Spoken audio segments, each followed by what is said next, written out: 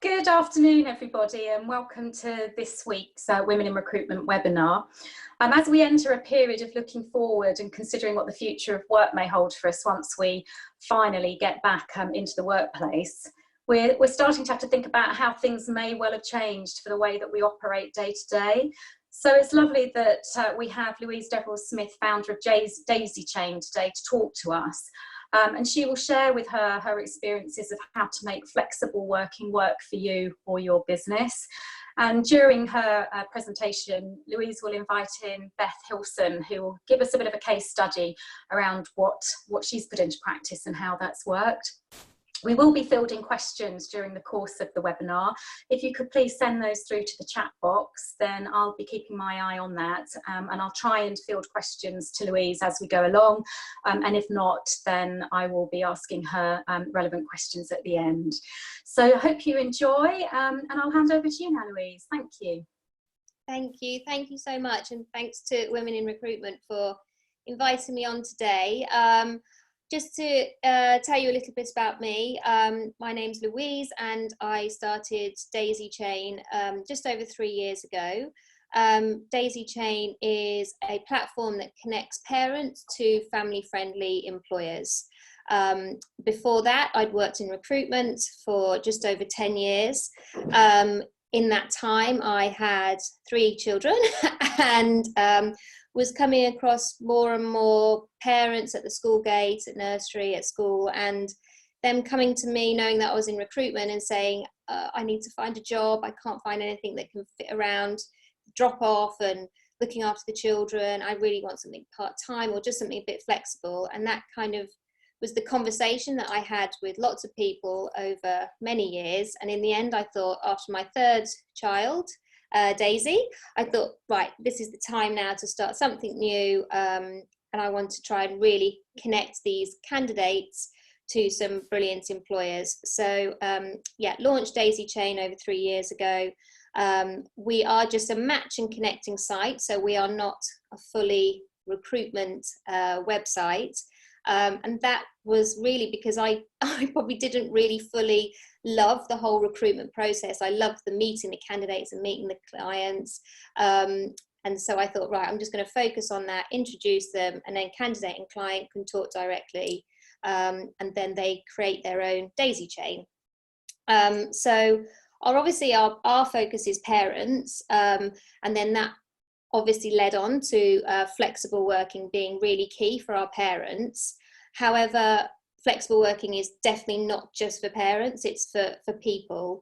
But our pool of candidates do really need that flexibility from their employer. So thank you for letting me talk about this. And we've been working on this for over 3 years, like I said, and really trying to convince a lot of employers to give flexible working a go. And now obviously what we're all going through, we're in the biggest trial of flexible working that we've ever seen. And I hope that lots of businesses are really seeing the benefits of letting their employees work from home and making it a positive thing. So I thought I'd go through some top tips on how to make flexible working work. And I think what I've learned, and even in the last few weeks, because what we're going through at the moment is definitely not the normal. I think that's really key to point out, that we're working flexibly and working remotely in a crisis. And we're working at home with our partners, our children. It's very different to the normal way of working flexibly. So my top tips is really to get a routine every day, stick to the routine that you had before. So, for those of you that used to commute into work, you're now suddenly saving that time on that commute. Make some use of it. Some people are taking a walk around the block like they would if they were going to walk to the station, do a yoga class, do some mindfulness. It's whatever works for you. Have a shower as normal, get dressed. If you're staying in your kind of pajamas, loungewear, your head's not really in work mode, and that will really affect the way you work during the day. So stick to your routine, have your breakfast, have your lunch at the same time, have dinner at the same time. Also, that routine is really key for the children as well. I've got 3 children at home with me now, and so having a routine is key for us to get stuff done. And having breaks, lots of breaks, more breaks than we probably thought we'd need. We do need a lot of breaks. And then also to get into a routine is to try and also get your exercise as a routine. So like I said, if you're going for a walk, if you're doing yoga, make sure exercise is part of your day, and that will make your day go a lot easier. You'll be ready to work a lot better. Sometimes when I get stressed during the day, if I just take 15 minutes, just go for a walk around the block on my own or with one of the children, with the dog, it just clears my mind. The next thing I would say is to communicate. We have suddenly found this amazing, use of the internet. Zoom is massive now for all of us. Snap, Face Chat, which my kids are on. But the communicating with people is really important. And especially when you're working from home and you're not seeing your colleagues every day, having that chat, to have some communication with people is key. And also it could be your neighbour, maybe helping with their shopping. It's really important to keep communicating. So they're probably my first lot of top tips. The other thing, what else have I got in here? Oh, it's a really good time now to look at our businesses and how we work as a business, how we work as an employee, and to really pick up on some of those contacts that we've got, try and get some collaborations going. Now's the time, we're all at home, we might have a bit more time on our hands, and we can chat. We don't have to commute in and have that coffee. We can do it very quickly over the internet. And then my final point is definitely to try and keep sane. It's a really challenging time at the moment. So really try and, with Daisy Chain, when I started Daisy Chain, mental health is really important especially for mothers, for women going back to work, and so your mind, body and soul is really important. So I think that would be my first top tips on how to make flexible working work. Thanks, Louise. There's no questions at the moment. Okay, cool. So I think how to make a case study for you to go back to work and to request for flexible working after COVID-19. And like I said before, before this happened, we would say to people, go to your employer and ask for them to trial it. Well, we're in the biggest trial ever, so people are doing it. Now you know that you can do it. There were so many barriers before from businesses, so whether that be the tech that people were nervous about, trusting their employers to see if they could actually do the work, and they have now been overcome. We know that the tech should work most of the time. We've discovered all these different ways of communicating with people. So tech is definitely, not something that a business should hold back on.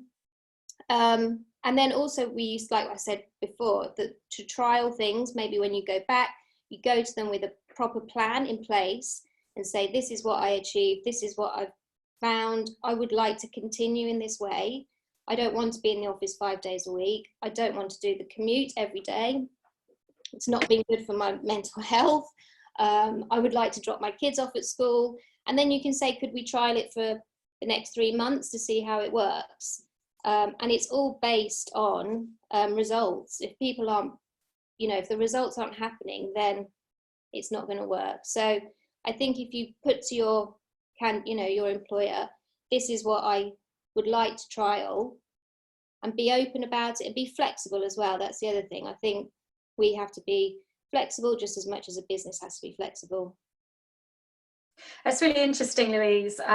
Sorry, just to interject slightly, the comment around the fact that we've obviously had a trial now, and a lot of organisations, as you say, put barriers up to flexible working just because they've never done it before and they're a bit scared of losing control, I think. But as you rightly say, we've now been forced to demonstrate what's possible. And I think this point around focusing on achievements and outcomes is really important, isn't it? Because it's difficult for somebody to say no if you are able to deliver what you're required to deliver.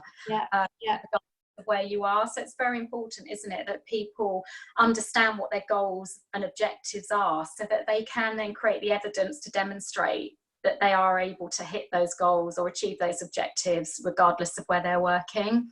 Yeah, no, definitely. And I think, because we're all doing it now, aren't we? And there's nothing really that has, the first week was really difficult for everybody. And now businesses are getting their heads around it and thinking, well, actually, this is quite good. We could save on costs of, office space or, I think the takeaway around this point, though, that just in my experience would be worth just flagging is that it's so critical then that as individuals we have got clarity around what the expectations are of us in our roles. And I know that, from my own experience, that some managers are better than others at creating that clarity and that purpose. So I think either if you're a manager listening to this call, making sure your team really do understand what their goals and expectations are, and if you're someone that may well want to put forward for flexible working post-COVID, then making sure your manager is giving you that clarity so you are then able to demonstrate the achievements against those. That would be a bit of advice I'd just chuck in there. Yeah, definitely. And then the next thing was looking at top tips, how we can stay focused and avoid distractions. And that's really hard at the moment. It's so hard because we've got a lot of distractions going on, especially as parents. We've got the children around and trying to manage them, and school is really tough. So I wouldn't try and, don't beat yourself up too much about anything at the moment. It's all a bit trial and error, and none of us are getting it right, but at least we're having a go. And someone had said to me this week that all we have to do is make sure our children are happy and safe. And so that, for me, I could say, all right, that's what I'm trying to achieve that there. I'm not going to worry about school. They can sort that out when they go back to school. But it's also then really important for your own mental health and well-being. And distractions happen all the time. So the one thing that works definitely to try, a top tip for kind of working from home, is to have an office, your own work space. So it doesn't have to be in your own office, but you do need a dedicated work area. So I don't know if you've seen them, but there's loads of these pictures going around of people setting up their computer on an ironing board and, sitting in the bathroom or wherever it might be, just as long as you have your space and and your family know that when you are in that space, can you try not to disturb me for a little bit? And that's really important after this, when all the kids go back and everything goes back to normal. That's still really important to have your own workspace and keep it tidy. So it's, a tidy space is, going to mean a tidy mind. I'm looking at my desk, that's a complete mess now, but having that space is really important. And getting up and moving is really important, because we don't have those colleagues going, should we go and have a cup of tea? Should we, go and have a chat outside, or whatever it might be. So you have to get up and move, because it's so easy to spend hours sitting at your desk hunched over and suddenly the whole day is gone. So that's really important to try and, have your own dedicated space for work. And also that routine comes back in, so that you have to get up, you have to move for your lunch break, you have to sort the children out for their snack time. We all have a schedule that we try to stick to. If we don't stick to it, it's not the end of the world, but having that routine is quite key for us. And we've started as well, having a chat the night before to say what's really important for us the next day, that we need time on our own to be doing what we need to do. So whether that be work, whether that be exercise, whether that be the kids always want to play on the Xbox, whatever you want to do for your next day, just plan it with the family, so you all know what we have to do, and we work around it. And the distractions as well. I mean, it's kind of just trying to make sure that people, I think the main thing at the moment is to try to make sure that people know when you have important things going on, just try not to disturb them, and then have a bit of respect for everybody else in the house. Thank you. And then the final thing was going to be the business benefits and the personal benefits. So the business benefits is probably what I wanted to talk to Beth about, because Beth runs a marketing company, and I met Beth probably just when I first launched Daisy Chain. Hi, Beth.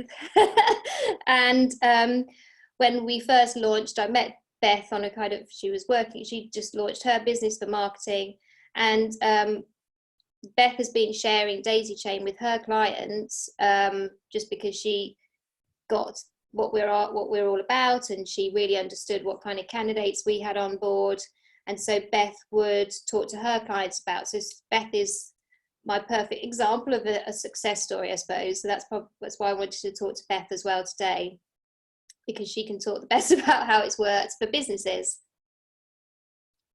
Great. Well, it'd be lovely to hear from Beth now, Louise, and then I'll ping any questions to you. There's a couple that have come in, but I think they might sit better after we've heard from Beth. So if you don't mind, I'll hold them back till then. Mm-hmm.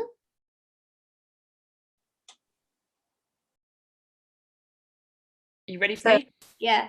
Hey, all right. So yeah, I've been just a little bit of background about me. I've worked as a marketing director worked in marketing and as a marketing director for close to 20 years. And I made the decision to leave my employer whilst I was on maternity leave. There were a lot of changes that were made, so I made the decision to leave and set up my own marketing consultancy. And I've worked with lots of businesses. They range in size. A lot of them are startups. Some of them are really well-established businesses.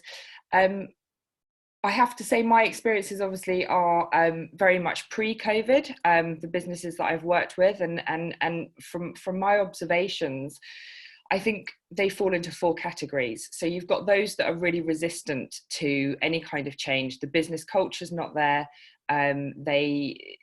There's no appetite to actually go down the flexible working route. You've got the businesses that actually talk about flexible working, but actually the culture doesn't support it, and they're not actually going to embrace that.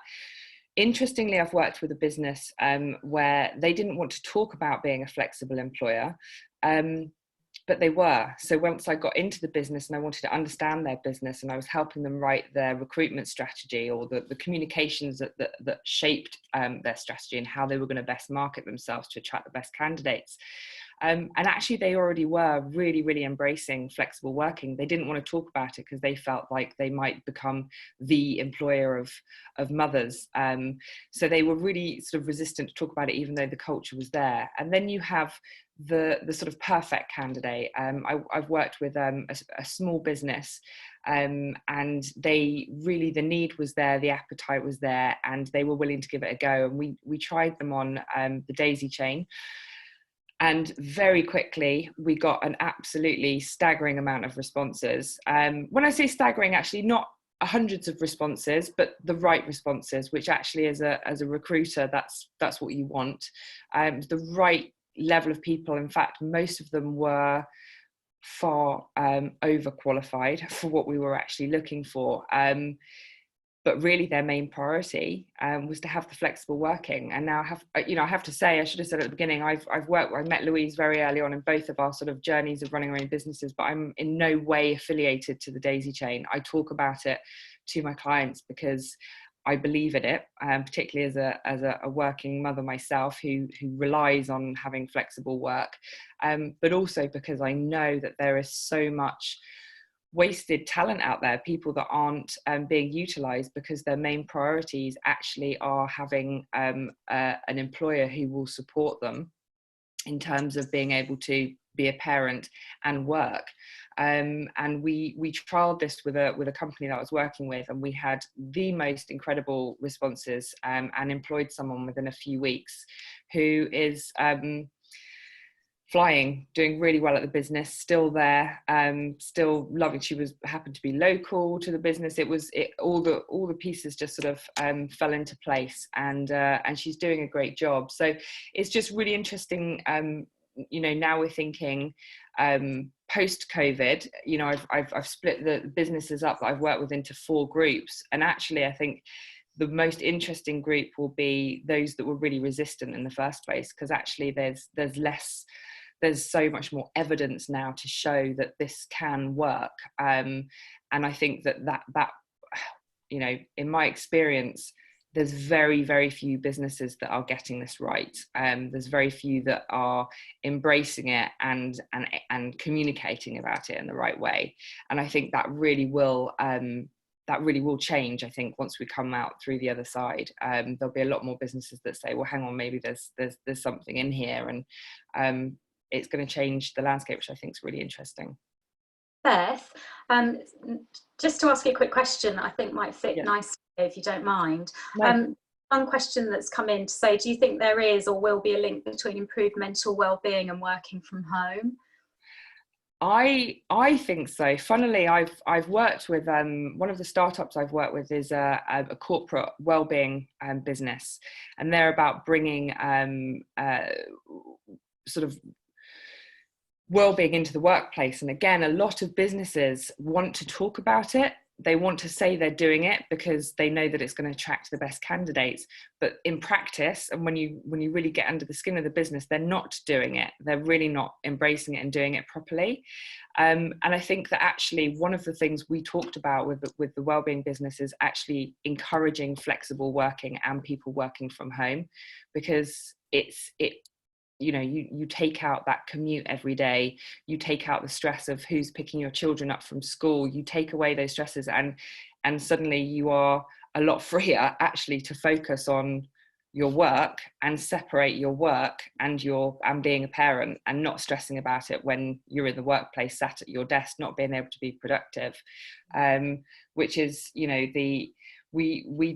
when I was working with the wellness company, we talked a lot about presenteeism, which when people are at work but they're not properly focused on what they're doing because they're worrying about other things that are going on behind the scenes. So yeah, I do think it will help with well-being for sure.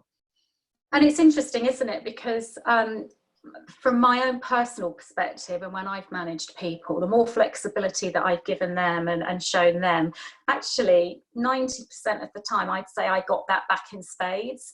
And so it's quite interesting, I think, that if people, as you say, feel comfortable, they're happy, they feel safe, their children are secure, they're not stressing about getting home to pick the kids up from school, who's going to cook them dinner, what happens if they're sick. If they can manage all of that, I think quite often the commitment you get back as an employer is so much more. That empathy and engagement between manager or employer and member of the team pay back actually huge dividends longer term. Well, and it helps with your retention as well, of course. So helps you keep your staff longer if you're investing in them, not just in them with their careers, but actually understanding what their needs and challenges are behind the scenes of them sitting at their desk at work. And it goes a long way. And I think when we've looked at who we're targeting in terms of our recruitment comms, people go through a certain journey in their careers, and particularly for women who have to have that time out when they're having children, if they've made the decision to do that, and they lose their confidence and they're coming back into the workplace, and their needs and motivators are very, very different to someone who's just starting, or fresh-faced graduates. So it's about understanding what people need at what time, and supporting them with that, and undoubtedly seeing the productivity going up. But I think one of the interesting things at the moment, there's a lot of businesses that are embracing this culturally, but actually I think there is a growing need for people to, for businesses actually considering flexible work, because there can be less risk with that, you know, particularly when there's things, you know, like like what's happened with COVID. Those that actually haven't got, you know, full-time salaries, you know, are less exposed when things like this happen. And I work with a lot of startups, and they don't necessarily have the resources to have people in full time. So actually, to get really key talented people to come in to do those roles that have the experience that startups badly need. They need people with experience to come in, but they don't necessarily have the budgets to support that. So yeah, it's people are coming around to it, not just culturally because they have to or they should and it's good for well-being, but actually the need is increasing as well. The requirement is. And that does extend, doesn't it, beyond just women? And I think that, or women with children. And I think where we have to shift some of our thinking is that it's not just women with children that want or need this. I mean, yeah, absolutely. It's not actually just their right to have it either, is it? I mean, it's, if we're operating in a sort of fair and transparent workplace, then, you know, these sorts of opportunities should be offered to everybody, shouldn't they? Absolutely. And a lot of women want their, you know, their partners to be offered the same luxury, so that it's not always on them, because we're sort of in a bit of a shift at the moment where women are fighting so hard to be able to have careers and you know, have families, but that means we're taking on both in a lot of cases. So actually, you know, a lot of women want men to be given the same sort of you know, benefits by their employer, so that they can help to do the same, and it's then shared. And I think a lot of millennials, even before COVID, flexible working was really important to them anyway. You know, they've all got other things that they're doing, their side hustles, and also these, you know, are the way the world is now is that we don't stay in the same job for 20 years, so people can move on and they like to, you know, do other things, have hobbies, and so they don't see work as their whole life, and so even, you know, after this, those people will, you know, the millennials will really hopefully see the benefits of working from home and be able to, you know, make us, as it is at the moment, as mothers who are probably feeling quite guilty that we are always the ones that work part-time, or that we do have to work, you know, we have to leave on time. And that does make a lot of women feel guilty about what their setup is. Hopefully after this, a lot more people will be doing it, so we won't have to feel guilty at all. And you know, the same with dads. Yeah. A question has come in, Louise. I'll put this out now, and if you or Beth wouldn't mind answering, but the question that's come in is, when would you say it'd be best to approach a conversation about flexible working after COVID-19? Sooner, or better to wait until a bit of time has passed? What would your advice be? I think, look, we're all working remotely and flexibly now anyway. I don't think there's anything wrong with bringing up the conversation, because I think probably most managers were thinking about that conversation 3 days in. And especially now, you know, it's probably really sunk in on and how it's all working and how we're all managing things. And so I think, you know, anyone can ask for flexible working anyway after 26 weeks of being employed. So there's nothing wrong with bringing up the question. And, you know, I don't think any employer should say flat out now a no at the moment. We're all proving, aren't we, that it all can be done. So I think it comes back to the point we spoke about earlier, doesn't it? Which is, if you, in essence, have a business case that you can put forward, you know, particularly in our industry, you know, we like facts, we like to make decisions based on fact and based on results. But if you can put forward the way that it's worked for you, how you've handled it, the outcomes and results that you've achieved in that time, and reassure your manager or employer that you are able to manage this longer term without an impact negatively, then ultimately I think you give yourself your best chance, don't you? And then it shouldn't really matter when you have the conversation. Yeah, I agree. And just to add, it depends on the individual, because whilst we've proved, you know, sort of undoubtedly that practically it's possible to work from home, you know, we have all the systems in place to do that.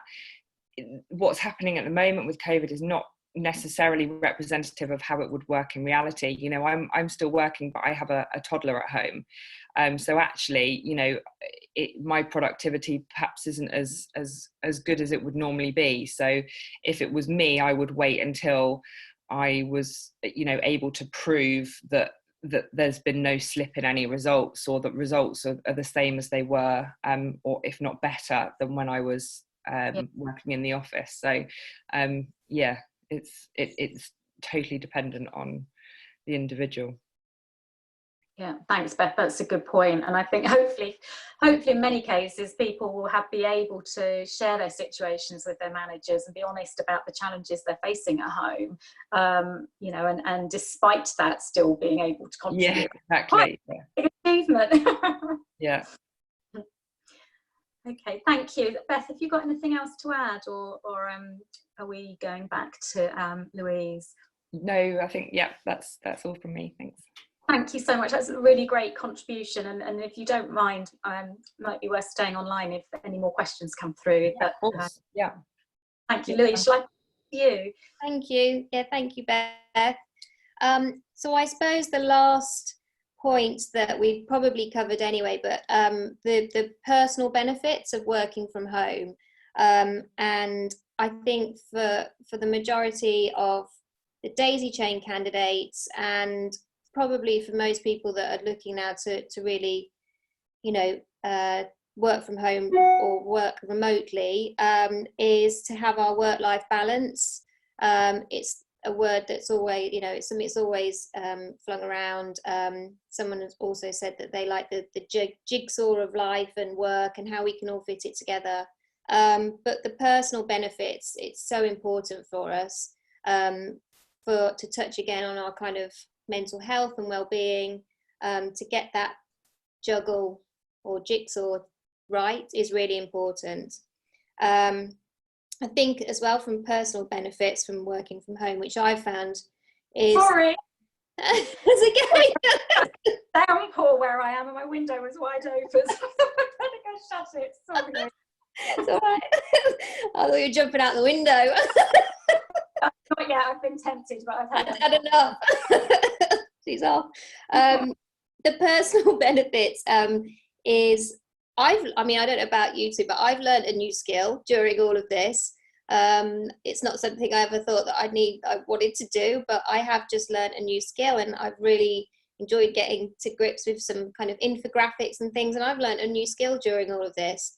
So that, I think that's really important for a lot of people, especially now if they have been furloughed and, you know, you can't work. For those people that have picked up a new skill, I think will really help them when they go back, because they will go back, and to show that they've kind of taken the initiative and done something brave and made the most out of a bad situation.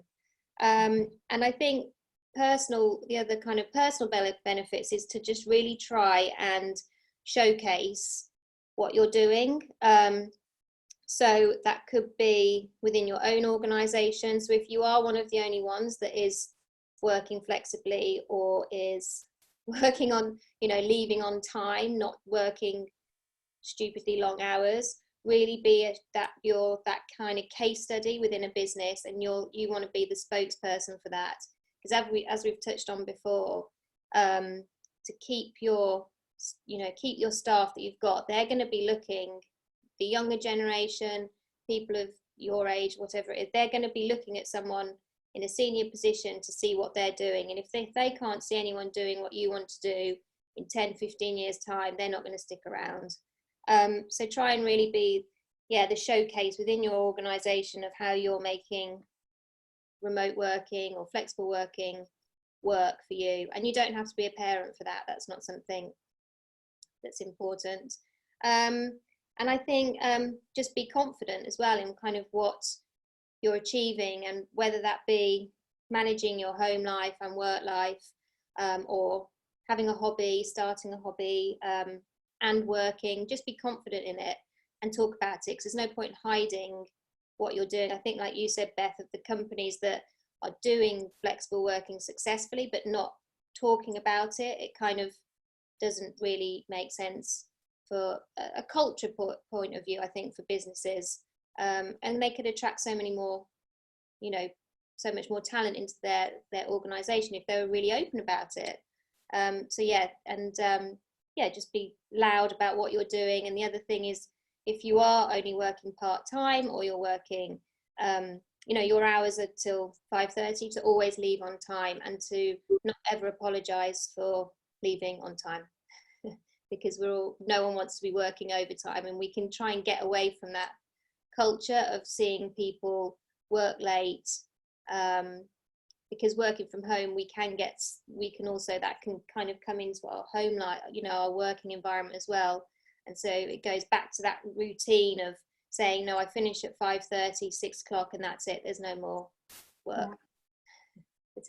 Louise, a question's come in which I think ties quite nicely into this point, and something that Beth talked about earlier in terms of sort of culture and how that affects the approach towards flexible working. And Beth, you talked about organisations having different approaches, and I certainly know that the recruitment industry has probably been reasonably slow to embrace this new approach, as we mentioned at the start. So do either of you have an opinion on whether or not you think the recruitment industry will change fundamentally culturally post-COVID?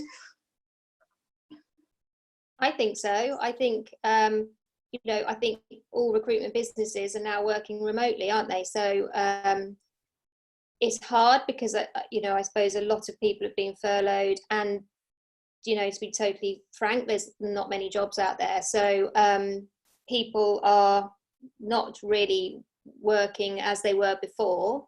However, I think lots of business owners and lots of managers will really have personally enjoyed the remote working aspect, and seen that they can work remotely in a crisis. And you know, they've all, sorry, yeah. Sorry, Louise, Karen, I thought you'd finished. Carry on. I was going to say, like, they've probably all adapted and started using tech in a completely different way that they never have before. They're all having these Friday night drinks and, you know, quiz nights and things, and they're all still communicating, they're still bonding, and they see that it can be done.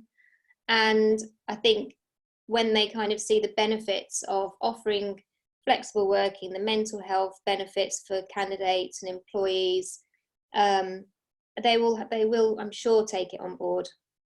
And I think it's like everything as well, isn't it? I mean, I appreciate many an organisation is tied into a lease at the moment, but there have been companies over the last few years that have understood or recognised as well they can reduce some of their fixed costs by not having everybody in the office, and operating hot desking systems where you maybe work 2 or 3 days a week in the office and you share your desk with other people, and then that reduces the amount of office space an organisation has to take and commit to. So there are some other financial, I think, benefits for organisations longer term, that if they can get their head round a different way, you know, it will flow through into the P&L, not just perhaps in performance through better engagement and mental health, but actually just fundamentally through shifting the cost base as well. Yeah. And I think as well with the recruitment, you know, probably the busiest times when they're talking to candidates is when they're you know, they've finished work. So why could you not be at work and be at home and sit in the room that we've all been suddenly made our home office, or go for a walk? You don't have to be sitting at your desk to chat to people, and a lot of recruitment is chatting, isn't it? Talking to people. And now all these recruitment companies have now realized that the tech that they were that they were nervous about before, they have got it. That's all there, and it's all we all really need is a phone. Yeah, thank you. There's one final question, if you don't mind, which I will throw out because it's quite an interesting debate. And that question is, do you think a move towards home-based working will impact diverse hiring? Mm-hmm. Yeah, definitely. I think, look, if companies can say that they're open to have remote working, you're going to suddenly open up that network, not just for women and mothers, but for people with disabilities that can't easily get into an office. You know, there's so many yeah, you're going to open it up to everybody, aren't you? Everybody that has got some kind of internet connection, or yeah, I think, and working dads, it's just kind of opening it up to everybody, isn't it? It should make a positive difference, shouldn't it? Yeah, yeah. Beth, did you want to add anything? Not to the latest question. I was going to just add to the question before about are we going to see things change? And I think I've worked quite a lot in my past in the estate agency industry, which is I always liken it to the recruitment industry. I think they're quite similar in terms of, you know, being very sales focused, very traditional, the way they work. And the estate agency industry is very, very slow to adopt change, always has done, and it always will be. But I think what will happen is there'll be a few businesses that will be brave enough to embrace this. And when they do, they'll really, being the sort of leader to do it, they'll really start attracting the best hires. They'll right the way through the board, because they'll be getting those, you know, the entry level candidates who are so important to keep those businesses going. Then other businesses will see the success they're having, and it will get to a point where it's no longer should we do this or shouldn't we. They will have to do it, and that's what I think will happen. And I think that what COVID done is just perhaps accelerated that change a bit, which I think is a really good thing. Yeah, thank you. Beth, thank you so much for joining us. It's been Thank a you real for having me. Your experience, and it's actually always really good to hear experience outside of the recruitment industry as well, because we're a bit insular at times. So thank you for sharing with us. Thanks for having me. Louise, did you want to say any final words before we close? I think just, you know, just that what we're going through at the moment, like I said, we are working flexibly in a crisis. And I think people have to really remember that. And there are going to be times when we are struggling with what's going on and work. And so what is happening at the moment is just not the norm. And when we get back to normality, I just hope that we can all take some positives out of what has happened to us. And I definitely, I mean, I've always worked remotely and flexibly, but this has totally changed my opinion on lots of things. And I know personally my time means so much, is so much more important to me now, and I think other people's time as well. And me and Beth were talking earlier, like I will not be jumping on the train and on the tube to go and meet people so much. We can do it all, and it's fine. So yeah, that's the main thing. Thank you. And I absolutely agree with you, actually. I think, you know, you'd go and jump on a train, spend an hour to go for a half-hour coffee meeting, and you'd take 2 hours out of your day. Well, now I think you're absolutely right. We'll probably get more in and be more efficient with our time and give ourselves more time back. So maybe start valuing it a bit more. It'll be cleaner because there'll be less cars and we'll all start feeling better. And I spoke to another friend, her asthma's gone, you know, not gone, but she's not used her inhaler in the last 6 weeks. It's kind of, you know. Amazing. Well, they do say every cloud has a silver lining, don't they? Yeah. Can come opportunities. So I absolutely think we have to embrace that. And just to say, Louise, it's been really lovely to hear from you. And I have to say as well, I think the story behind how you started your business and the purpose behind it is wonderful. And, you know, I'm a great believer that purpose is one of the things we all need in life, and that often we gets lost. So to hear your story around why Daisy Chain got founded and what it means to you is really inspiring. So thank you for sharing that with us. And I hope everyone's enjoyed the webinar today. Next week is a bank holiday, Friday. So we'll be back in 2 weeks' time and hope to see you all then. Thank you all. Thank you. Thank you. Bye. Thank you. Bye.